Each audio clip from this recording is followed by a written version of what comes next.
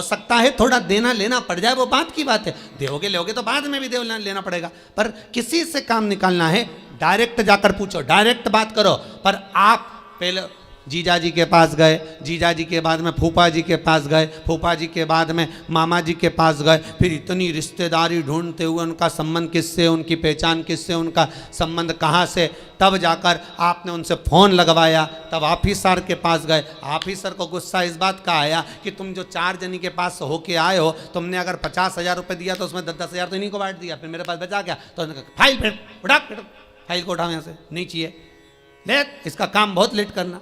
Direct जाता तुरंत काम होता। शंकर भगवान कह रहे हैं पहले इधर डोल लिया, उधर डोल लिया, उधर चले गया, ये देवी वो देवता वो धाम सारी दुनिया में रोकर आया, उसके बाद मेरे पास में आया और उसमें भी भटक रहा था, उसमें भी स्मरण में भटक रहा है। अगर एक बार चित्त वृत्ति से कह देता शंकर मैं तेरा हूं और तू मेरा है, इसके बाद तुझे भटकना नहीं पड़ता, तेरे कर्म को काट देता, तेरा जो पाप कर्म है उसको काट देता। सबने मना करा था भस्मासुर को वर मत देना, भगवान विष्णु के पास भस्मासुर गया था और भस्मासुर ने भगवान विष्णु से कहा वर दो, भगवान विष्णु ने कहा नहीं देता। ब्रह्मा से कहा वर दो, नहीं देता। सबके पास चले गया, उसने कहा कोई नहीं मानेगा, शंकर भगवान के पास चले गया। मात्र 2 दिन की तपस्या भस्मासुर ने करी, मात्र 2 दिन। और शंकर भगवान आकर पूछ लिए मांग तुझे क्या चाहिए। भस्मासुर आंखें मलता रहा कि 2 दिन में प्रकट हो गए, मैं तो हजारों साल तप करा तो नहीं प्रकट हुए, यहाँ तो 2 दिन में। शंकर भगवान से पूछा प्रभु आप असली हो? भस्मासुर बोला। शंकर भगवान बोले तो चिमटी खोड़ के देख ले, नकली हो असली हो? प्रभु इतने साल मैंने देवताओं का तप करा, वो वर नहीं दिए, आप कैसे आ गए?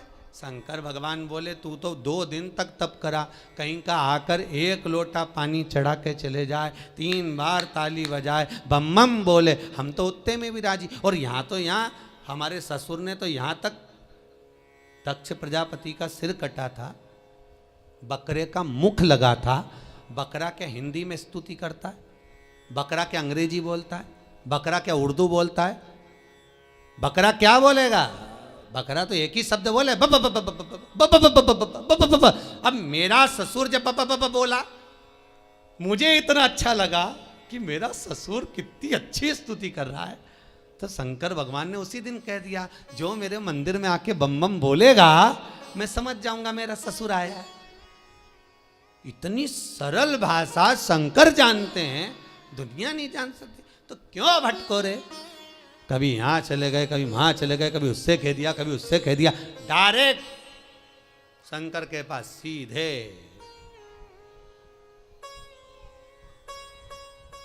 सीधे बोले, फिर लोग भले कहें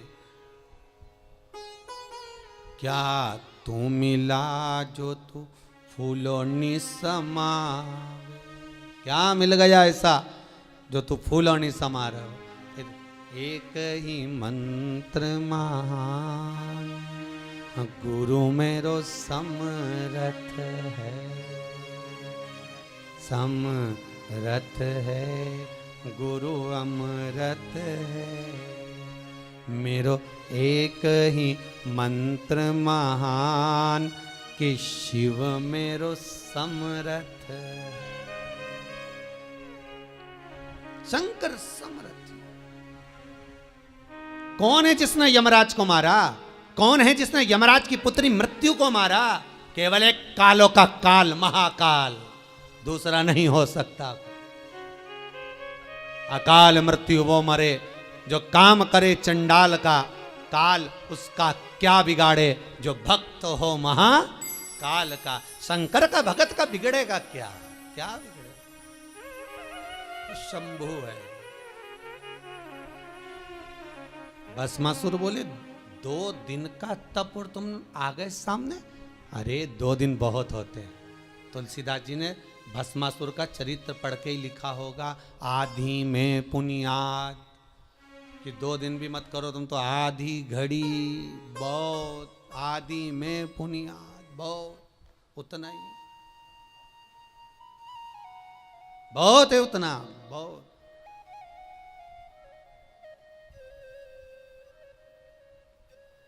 ज्यादा नहीं महाराज। रावण को बाबा तूने लंका दिया,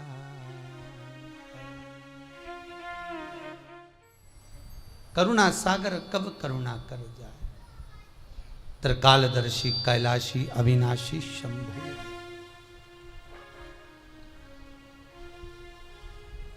महाराज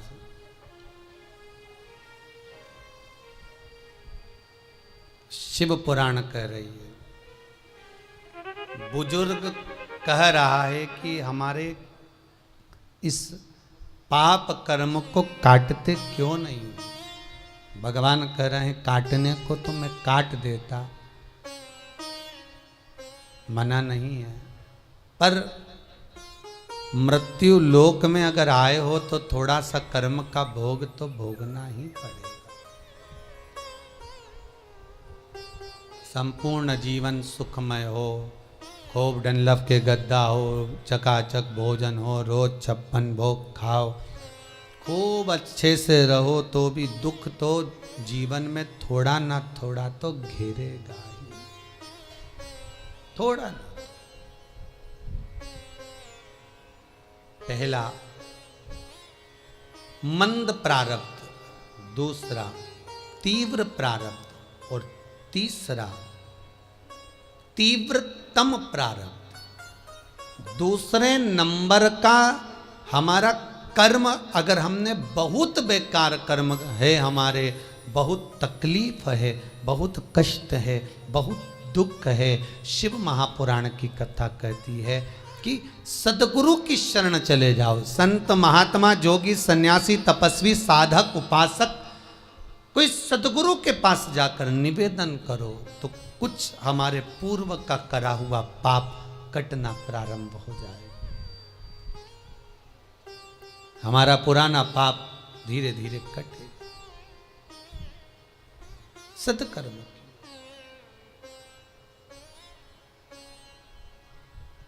फिर एक निवेदन करूंगा, जीवन में अगर बहुत तकलीफ है, बहुत कष्ट है, आपको पहले भी कहा फिर कहते हैं, 15 अक्टूबर को शिवरात्रि पड़ेगी।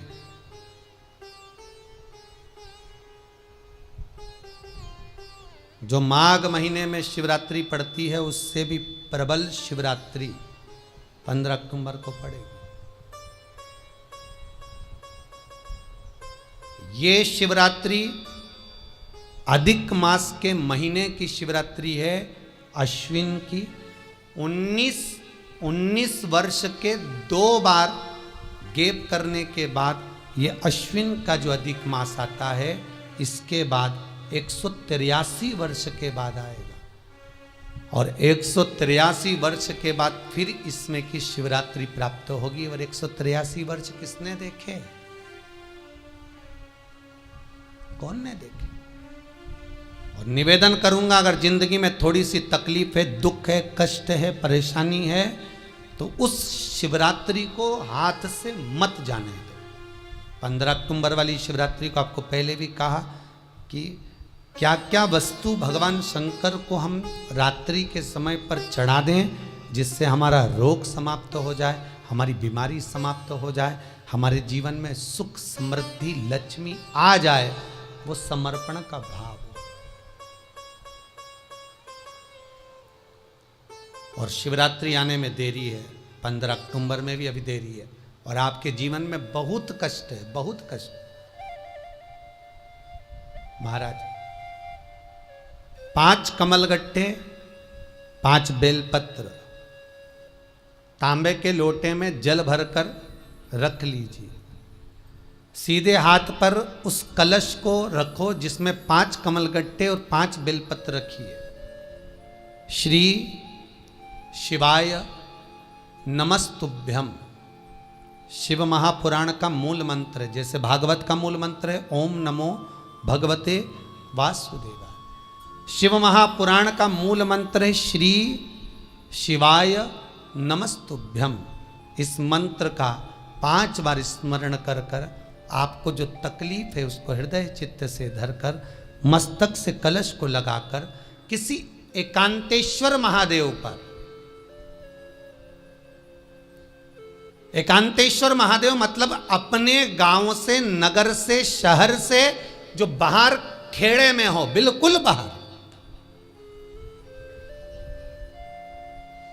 जिस शिवलिंग पर कोई पूजन करने ना जाता हो, एकांत में बैठे हो, जंगल में बैठे हो, कहीं किसी वृक्ष के नीचे विराजमान हो, ऐसे एकांतेश्वर महादेव पर अपनी कामना कर कर वो जल समर्पित कर दो। एक बेलपत्र, एक कमलगट्टा उठाकर अपने घर पर लेकर आ जाओ। जो तकलीफ बहुत ज़्यादा हो रही है 5 दिन में आपको मालूम पड़ जाएगा, 5 दिन में अंतर आ जाएगा। शिव का अनुमोदन करो, शंकर का स्मरण करो। महाराज, ये अश्विन का जो अधिक मास है 183 वर्ष के बाद वापिस आएगा। योग, ये योग पहले मिल जाता 19 वर्ष में, पर अब मिलेगा 183 वर्ष।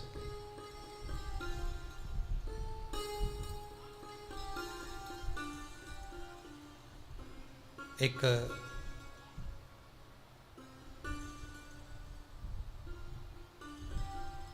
किन्हीं माता जी का एक प्रश्न था, वो ध्यान में नहीं आ रहा है वो कहाँ से थी, कि उन्होंने एक प्रश्न किया था, व्हाट्सएप पर लिखा हुआ आया था कि उनके घर में कोई बहुत ज़्यादा बीमार पड़ा हुआ है और बहुत बुजुर्ग है, लगभग 90-95 साल की हैं और शरीर गल गया, शरीर में अब कीड़े पड़ रहे हैं। सिस्टर को बुलाते हैं, डॉक्टर को बुलाते हैं, तब उनको साफ करते हैं, शरीर इतना गल चुका। उसके लिए क्या करना चाहिए? एक निवेदन करूंगा, एक भगोनी में गेहूं रख लीजिए, एक पात्र में गेहूं, जो बहुत बुजुर्ग हो चुकी हैं, कीड़े पड़ रहे हैं शरीर में, आपने एकादशी दे दी, गीता जी करवा दी, पाठ करवा दिया, गौदान करवा दिया, मोक्ष करवा दिया, सब कुछ करवा दिया, तो भी मुक्ति नहीं मिल रही है, तो पात्र में गेहूं रखकर उन माता जी की सीधे हाथ की 3 उंगलियां उस गेहूं में डालकर उनका नाम और गोत्र बोलकर वो गेहूं गाय को खिला दीजिए। पात्र किसी गरीबड़े को, भिक्षुक को दे दीजिए। महाराज 3 या 4 दिन में मोक्ष प्राप्त हो जाता है। इतनी अगर भोग रही हैं तो कर सकते, इतना कष्ट अगर भोग रही हैं कि शरीर गल चुका है, कीड़े पड़ रहे हैं शरीर के अंदर और सारी खाल टपक टपक कर गिर रही है, तो उनकी मुक्ति हो, उनका मोक्ष हो। आज माता जी कह रही थी कि हमने गीता जी सुना दी, पाठ कर दिया, सब कुछ कर दिया, गौदान करा दिया, सब करा दिया, पर मुक्ति नहीं। शिव का हो, शंकर को, मेरे बाबा विश्वनाथ का स्मरण करो, मिलेगा। फिर निवेदन करूंगा, ब्रह्मा ब्रह्मलोक में रहते हैं, भगवान विष्णु बैकुंठ में रहते हैं। मृत्यु लोक का अगर कोई देव है तो वो महादेव है। पृथ्वी का अगर कोई देवता है तो वो देव अधिदेव महादेव है। पर हमारी आदत है, हम पड़ोस की काकी आती है तो उसको प्रणाम करते हैं, मासी सास आती है तो उसको नमन करते हैं, चाची सास आती है तो उसको नमन करते हैं, और घर में सास बैठी रहती है उसको कभी नमन नहीं करते। आदत है ना हमारी। दूसरों को तो हम प्रणाम कर लेंगे पर घर की सास को नमन नहीं कर पाते। उसी तरह हम भगवान विष्णु का स्मरण कर रहे हैं, ब्रह्मा का स्मरण कर रहे हैं, सारे 33 कोटि देवताओं का स्मरण कर रहे हैं, पर भूलोक का इस देव अधिदेव महादेव का हम कितना स्मरण कर रहे हैं। हम तो भगवान शंकर के मंदिर में भी जाते हैं तो छल करते हैं, गए मंदिर में, वहां का लोटा उठा लिया, पानी भर लिया, शंकर जी को चढ़ा दिया, लोटा दूसरे का, पानी दूसरे का, मंदिर भी दूसरे का, पानी चढ़ा दिया बस। और इतनी सात्वित्ववान सिर पे पल्लू मल्लू रे कि ऐसे पानी चढ़ाए। शंकर भगवान भी सोचे काय को नौटंकी करे रे, काय को नाटक करे, पानी दूसरे का, लोटा दूसरे का, शंकर जी पे चढ़ा रही। अगर शंकर को जल चढ़ाना है तो घर से लेकर जा, लोटा भी घर से लेकर जा, और अगर मंदिर का पानी लिया है, मंदिर का लोटा लिया है तो 1 रुपये लोटे का किराया, और 1 रुपये जो लाइट जली, पानी भरा जिस पुजारी ने, उसका 2 रुपया दान पेटी में डाल, तब जाकर तू शंकर को पानी चढ़ाएगी, तब शंकर उस जल को स्वीकार करता है। किसी की लगी लगाई थाली मिल जाए पूजन की और तुम सिर पे पल्लू लेके कुंकू चावल रोली बोली सब चढ़ा दो और बेचारी वो बाद में आए तो देखे तो यहाँ सब साफ, तो क्या भगवान स्वीकार करेगा? भगवान ऐसा स्वीकार नहीं करे। फिर निवेदन है, बरसाती मेंढक मत बनो रे, अच्छे से सेवा करो, थोड़ी करो पर अच्छी करो, घर से पानी लेकर जाओ।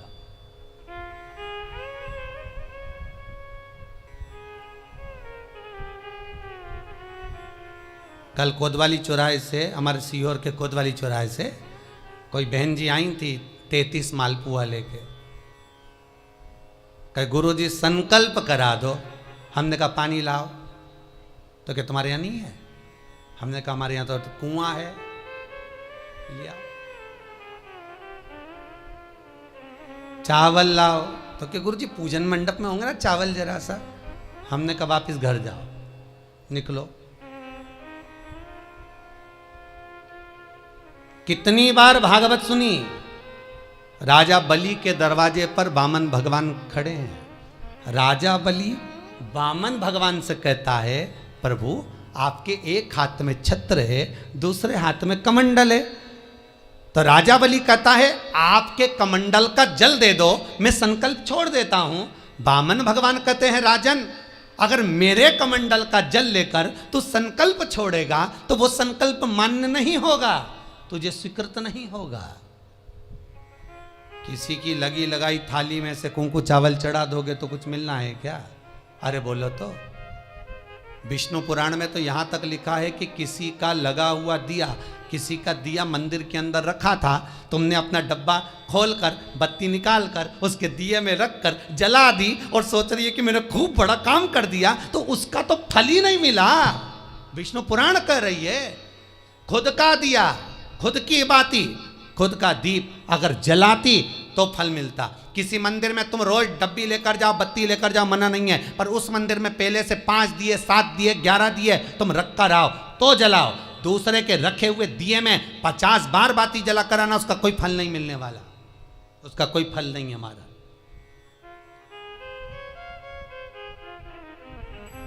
खुद का जल लेकर जाओगे, खुद का लोटा लेकर जाओगे तो फल। यहाँ तो स्वयं भागवत कह रही है, राजा बलि के सामने वामन भगवान कहते हैं राजन तेरे कमंडल को लेकर आ, उससे संकल्प छोड़, अगर मेरे जल का संकल्प छोड़ेगा तो उसका कोई फल नहीं मिलने वाला। राजा बलि अंदर गया, जाकर भी उसने कर्म बेकार कर दिया। राजा बलि ने क्या, कमंडल लाना था खुद का, उठा लाया शुक्राचार्य जी का।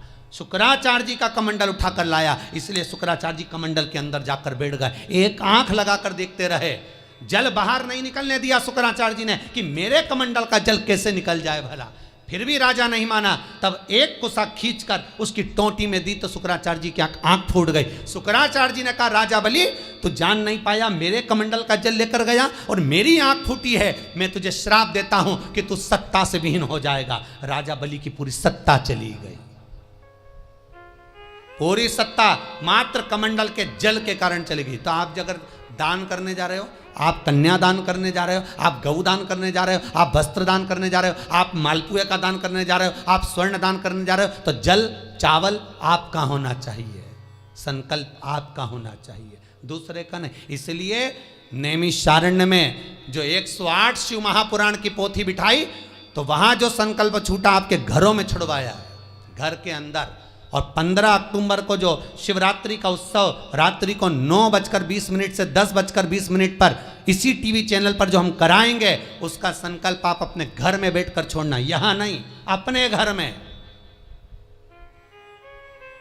और अगर कोई यहां आता भी है तो साथ में पानी की बोतल लाओ, चावल लाओ, पूजा की थाली लाओ, फिर बैठो। अपना संकल्प अपना होना चाहिए, उसका फल हजारों गुना प्राप्त होता है।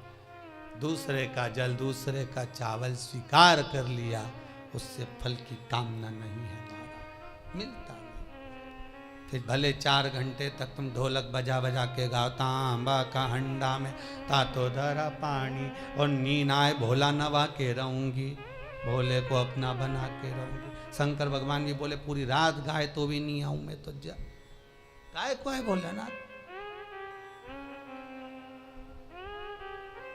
शिव को मनाने के लिए आडंबर की जरूरत नहीं है, शंकर को मनाने के लिए बहुत साधना करने की भी जरूरत नहीं है। शंकर तो कहते हैं 3 बार ताली बजा दो, बम बम बोल दो, उतने में भी राजी हूँ। पानी नी भी चढ़ाए चलेगा, ताली नी भी बजाए चलेगा, बम बम नी भी बोला चलेगा। शंकर का शिव महापुराण की कथा कहती है इतना भी ना बने तो मेरे मंदिर के सामने से निकल कर चले जा, उतने में भी कल्याण कर दूंगा। ये भी ना बने तो मेरे मंदिर का शिखर देख ले, शिखर दर्शनम सर्व पाप नाशनम। मात्र शिखर का दर्शन कर लेने पर भी मैं तेरे पाप छिन्न कर देता हूँ, समाप्त कर देता हूँ, तेरी जिंदगी खुशियों से भर। शिव करें उतने में भी संतुष्टि है।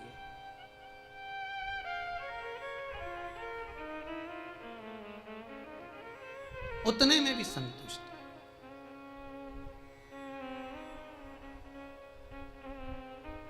शंकर का अनुमोदन करने वाला, शिव का स्मरण करने वाला है।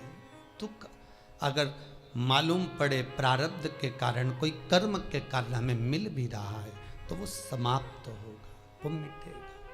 और बाबा से कहते रहना ना, भोला सब दुख काटो मारा। बाबा बस कृपा कर कर मेरे दुखों को काटिए। बाबा बोले शिव उस बुजुर्ग से कहते हैं तुम्हें कर्म का भोग भोगना पड़ेगा। बाबा ये कर्म का भोग मनुष्य क्यों भोगता है? शंकर कहते हैं पूर्व में जो कर कर आए हो उसके अनुसार फल मिलता है।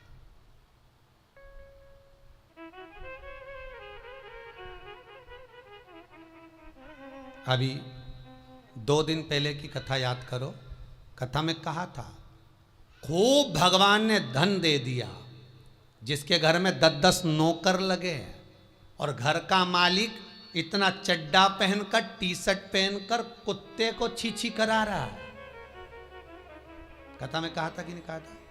तो किसी ने प्रश्न किया था, गुरुदेव इनके घर में 10-10 नौकर लगे, इनके घर के बच्चों को तो नौकरानियां पाल रही, दासियां पाल रही, और सेठ जी अच्छा चड्डा पहन के, टी-शर्ट पहन के कुत्ते को छी करा रहा। तो ये कहीं लिखा? अरे गरुड़ पुराण उठाकर देखो ना, ये भी कर्म का भोग है कि तेरे घर में 10 नौकर काम कर रहे हैं और कुत्ते को छी मॉर्निंग वॉक में तू करा रहा।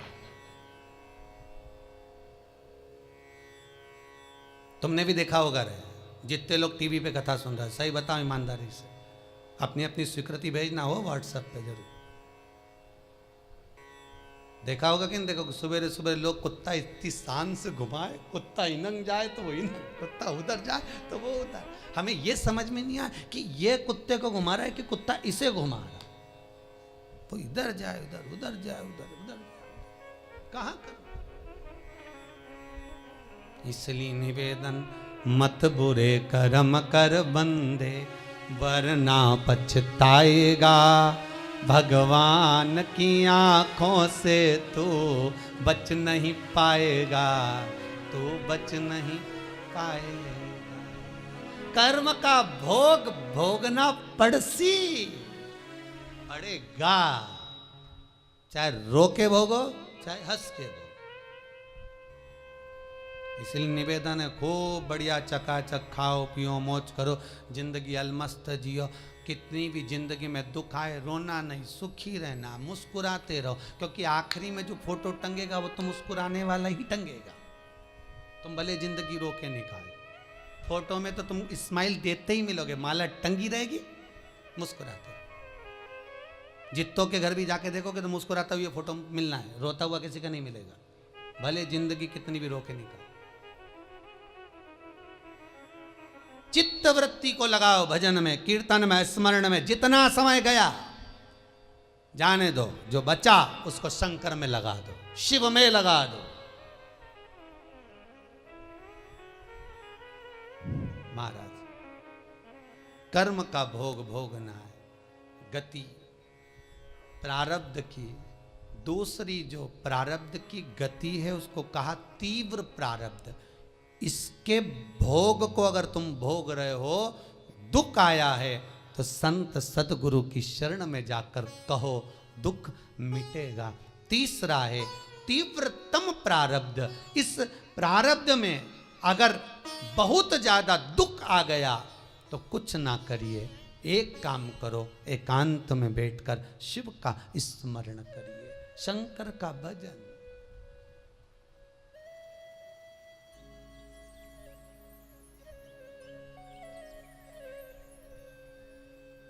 बटकेश्वर महादेव और पिपलेश्वर महादेव।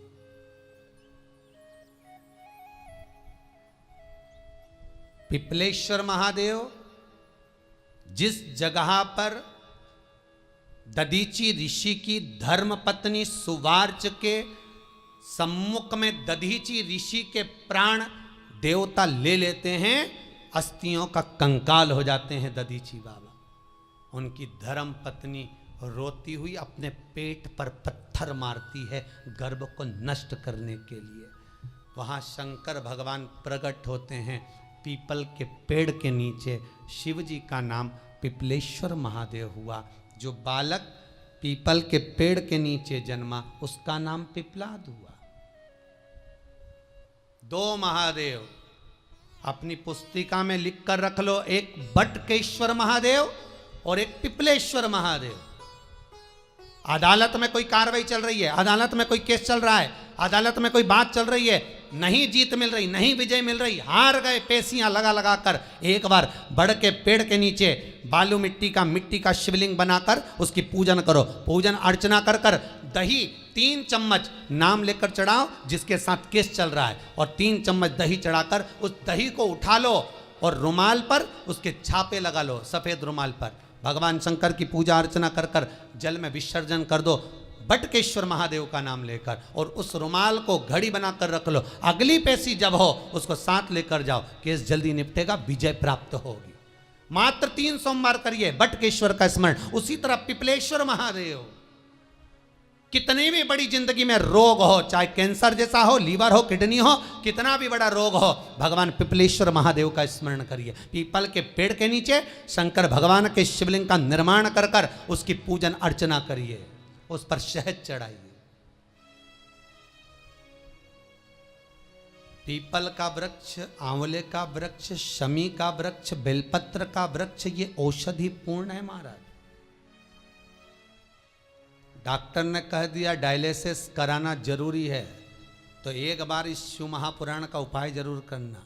डायलिसिस कराने से पहले 5 छोटे छोटे पीपल के पत्ते लेना, शंकर जी का शिवलिंग का निर्माण पीपल के पेड़ के नीचे करना, मट्टी का पार्थिव शिवलिंग निर्माण कर कर उसकी पूजन कर कर बेलपत्री 5 चढ़ाकर 5 पीपल के पत्ते, 5 शमी के पत्ते शंकर पर चढ़ा देना। आरती पूजन करना, शमी का पत्ता बेलपत्र छोड़कर 5 पीपल के पत्ते उठा लेना। जिस व्यक्ति को डायलिसिस का बोला है उस व्यक्ति को 5 पत्ते पीस कर छान कर पिला देना।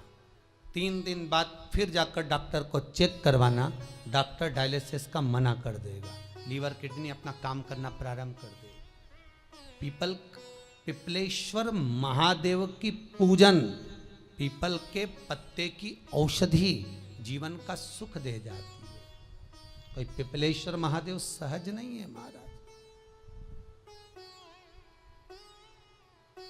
कितना विचित्र वर्णन है, प्रैक्टिकल जरूर करना। सीओर वाला महाराज कहीं झूठ तो नहीं बोल रहा, और व्हाट्सएप पे लिखकर भी भेजना करा कि नहीं करा, क्योंकि शिव महापुराण की लेखनी है।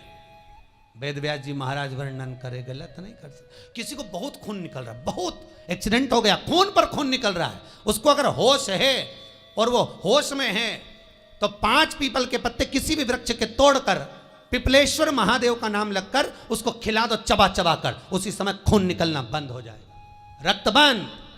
पिपलेश्वर महादेव का मात्र स्मरण ही सुख दे जाता है, आनंद की अनुभूति करा देता है।